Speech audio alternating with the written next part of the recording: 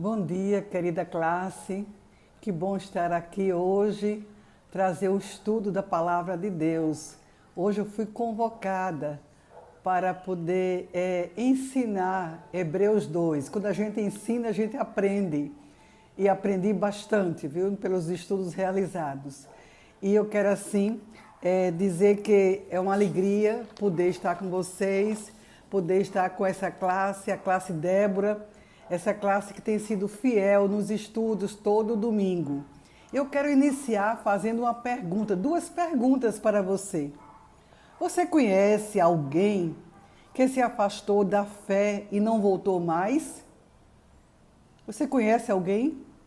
Eu acho que sim, não é? Eu também conheço pessoas que se afastaram da fé, se afastaram da igreja de Jesus Cristo e não voltaram mais. Mas você conhece alguém que se afastou da fé e voltou? Voltou à comunhão com o Senhor? Acho que também você conhece, não é? Pessoas que desistiram, saíram da igreja, se desviaram da fé, mas que um dia terminou voltando. A preocupação do escritor aos Hebreus também era essa, de pessoas que poderiam estar desistindo do cristianismo e poderiam estar desistindo para voltar ao judaísmo. Pessoas que não estavam firmes na fé. Até mesmo o escritor, ele coloca nesse texto que eu vou ler agora, o perigo da negligência. Sim, pessoas negligentes terminam desistindo da fé, desistindo da congregação dos salvos. Eu quero ler assim, aqui, Hebreus 2, versículo de 1 a 4, que diz o seguinte: por esta razão importa que nos apeguemos com mais firmeza às verdades ouvidas, para que delas jamais nos desviemos. Porque se a palavra falada por meio de anjos se tornou firme e toda transgressão ou desobediência recebeu justo castigo, como escaparemos nós se não levarmos a sério tão grande salvação? Não, não escaparemos. Como escaparemos, você está perguntando aqui? Se não levarmos a sério, precisamos levar a sério, né? Precisamos levar a sério. Esta tendo sido anunciada inicialmente pelo Senhor, depois nos foi confirmada pelos que a ouviram, os discípulos de Jesus. Também Deus testemunhou juntamente com eles, por meio de sinais, prodígios, vários milagres e na distribuição do Espírito Santo, segundo a sua vontade. Então aqui o alerta, aqui ele realmente está colocando o escritor, não sabemos quem é esse escritor, mas ele está colocando que temos que estar alertas. Primeiro, não se desviar da mensagem da verdade de Deus. E segundo, não desobedecer à mensagem da verdade. O pastor Hernandes Dias Lopes fala que Hebreus é como se fosse o quinto evangelho.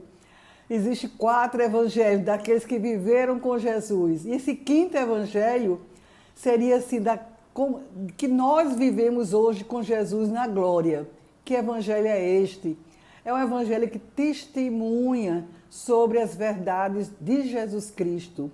É um evangelho que nos leva assim a podermos assim anunciar Jesus Cristo e saber que Ele é suficiente como nosso Salvador. Além disso, algumas passagens aqui falam que esta salvação foi pregada por Jesus e também pelos discípulos. E conclui assim que a mensagem do Evangelho foi confirmada por sinais e prodígios. Em resumo, estes 4 primeiros versículos falam do perigo da negligência. Ele afirma que a principal causa de problemas espirituais é a negligência da nossa parte com a palavra de Deus, com aquele tempo de meditação da palavra de Deus que não pode faltar. Também a negligência ocorre pela falta de oração. Não, mas eu não tenho tempo. Não, mas eu não tenho tempo. Mas sim, precisamos ter um tempo planejado para estar orando ao Senhor. E aquele culto que nós precisamos estar na casa de Deus, no santuário. Precisamos estar com o povo de Deus, realizando o nosso culto. Então, o escritor, ele admoesta, ele ensina, ele orienta, que tudo isso nos leva aos caminhos de Deus. E quando falta tudo isso, falta a palavra de Deus, falta a oração e falta o culto, pode nos desviar dos caminhos do Senhor. Mas o que é negligenciar? Negligenciar é faltar com cuidado, é falta de atenção, é desleixo, é desleixo. Não podemos faltar com cuidado com as coisas espirituais. Precisamos ter atenção, não podemos ser desleixados. Cuidado com a apostasia da fé. Quando o cristão menospreza a palavra de Deus, a oração e o culto, facilmente pode se desviar espiritualmente de Deus. Precisamos então nos apegar, esses 4 versículos iniciais, com mais firmeza, e assim não iremos nos desviar da fé. Mas eu quero continuar a leitura. Hebreus 2, de 5 a 9. Hebreus 2, de 5 a 9, vai falar sobre a necessidade da encarnação de Jesus. Jesus se tornou homem. Observe vocês a leitura. Pois não foi a anjos que Deus sujeitou o mundo que há de vir, sobre o qual estamos falando. Pelo contrário, alguém em certo lugar deu testemunho dizendo. Aí agora nós vamos ler o Salmo 8. O livro de Hebreus, aqui a Epístola de Hebreus, ela mistura, ela sempre fala do Antigo Testamento com o Novo Testamento, da Nova Aliança com a Antiga Aliança. E são 30 versículos aqui inseridos na Epístola de Hebreus. E agora eu vou ler o Salmo 8, que diz assim. Pelo contrário, alguém em certo lugar deu testemunho dizendo, que é o homem que dele te lembres, ou o filho do homem que o visites, fizeste-o por um pouco menor do que os anjos, e de glória e de honra o coroaste. Todas as coisas sujeitaste debaixo de seus pés. Ora, ao lhe sujeitar todas as coisas, nada deixou fora do seu domínio. Neste momento, porém, ainda não vemos todas as coisas a ele sujeitas. Vemos, porém, aquele que por um pouco foi feito menor do que os anjos. Jesus, que por causa do sofrimento da morte, foi coroado de glória e de honra, para que, pela graça de Deus, provasse a morte por todos.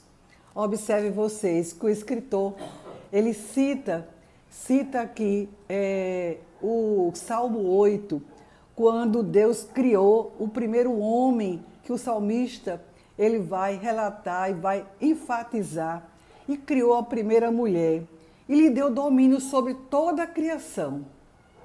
Deus deu domínio sobre toda a criação. O Ari Wisby, o comentarista bíblico, ele afirma que o homem foi criado por um pouco menor do que os anjos. Porque Deus jamais prometeu aos anjos que reinariam no mundo. Deus prometeu, sim, a salvação aos homens. Jesus Cristo recuperou, então, o domínio que o homem havia perdido. Jesus Cristo fez tudo isso por nós, por amor a nós. Ele se tornou homem e morreu por todos nós. Jesus Cristo possuía uma dupla natureza, a natureza divina e a natureza humana. Ele era Deus, mas também era homem. Eu vou ler agora Hebreus 2, de 10 a 13, continuando o texto aqui. Hebreus 2, de 10 a 13, que diz assim: porque convinha que Deus, por causa de quem e por meio de quem todas as coisas existem, conduzindo muitos filhos à glória, aperfeiçoasse por meio de sofrimentos o autor da salvação deles. Pois tanto o que santifica como os que são santificados, todos vêm de um só. É por isso que Jesus não se envergonha de chamá-los de irmãos, dizendo: "Ah, meus irmãos", agora ele vai citar o Salmo 22, versículo 22. "A meus irmãos, declarei o teu nome, no meio da congregação, eu te louvarei." E outra vez, agora ele vai citar Isaías 8, 17 e 18. "Eu porei nele a minha confiança." E ainda, "Eis aqui estou eu e os filhos que Deus me deu." Observe vocês que o escritor aqui tem um grande conhecimento da palavra de Deus, né? E ele cita aqui, ele fala que nesse trecho, em Salmo 22, versículo 22, um versículo do Salmo messiânico. O Salmo messiânico é aquele que aponta o Messias, aquele que fala do Messias. E aqui Cristo se refere à igreja como sendo irmãos. Irmãos dele, irmãos de Jesus Cristo. Nós compartilhamos a mesma natureza e pertencemos à mesma família. Que maravilha da graça de Deus! No versículo 13, ele vai citar Isaías 8, 17 e 18, que diz: "Eu porei nele a minha confiança." Também afirma: "Eis que estou eu e os filhos que Deus me deu." Então nós somos da mesma família, da família de Deus.